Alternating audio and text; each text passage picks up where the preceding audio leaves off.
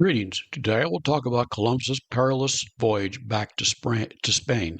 Before getting started, I would encourage you to subscribe to the Mossy Feet Books channel for more great content. I also entreat you to visit my website, www.mossyfeets.com. There we find sample chapters, podcasts, and a slew of content and links to where you can buy my books.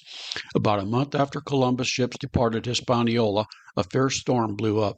Heavy winds tossed the ship on tall, angry waves. The storm's intensity increased. Columbus, fearing that the ships would perish in the storm, prepared a written account of the voyage, rolled it up, sealed it with wax, and stuck it in a bottle, which he corked and sealed with more wax. He hoped that if his ship sank, some account of the voyage would be found. He tossed the bottle into the raging sea.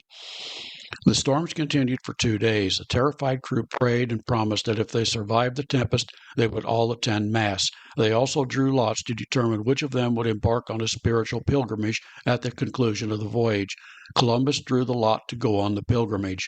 The storm did abate. However, the intensity of it once again separated the Nina and the Pinta. Pinzon and Columbus would not meet again until both ships returned to Spain. The storm had caused some damage to the ship and it needed repairs. The crew sighted some islands nearby. Thinking they were the Canary Islands, Columbus entered a port and dropped anchor. Instead of a friendly port, they had anchored in a port the Portuguese-controlled Azore Islands. The governor had half of Columbus's crew imprisoned, and luckily for him, the half the governor had imprisoned comprised the best men in his crew. Columbus sailed once around the island.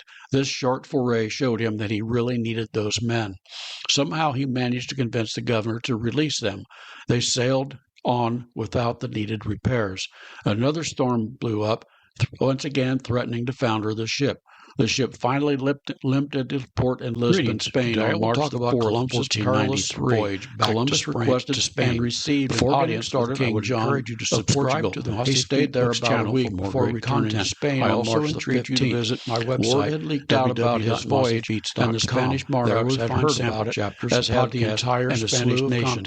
Upon his return, he drafted 2 letters, one of which he addressed to King Ferdinand, and the other to his main financial backer of the voyage, Louis on tall, angry waves. In the letters, he built a case for another voyage. Columbus, fearing that the ships would perish in the storm, prepared a written account of the voyage. He stressed the good points of the lands he visited, stuck it in a bottle, which he corked and sealed with more wax. Somehow his letter found its way to printers who printed them and distributed them all over Europe. He tossed the bottle into the raging sea and set off fierce competition between the 2 days. Terrified crew prayed and promised that if they survived the tempest, they would all attend Mass. They also drew lots to determine which of them would embark on a spiritual. These podcasts are based on articles in my book, Colonial American History Stories, 1215 to 1664. The articles in the book contain much more detail about the topics discussed. Additionally, there are other topics not included in this podcast. I encourage you to subscribe to both my website, www.mossyfeetbot.com, and the YouTube channel. I hope you enjoyed this podcast, and thank you for listening.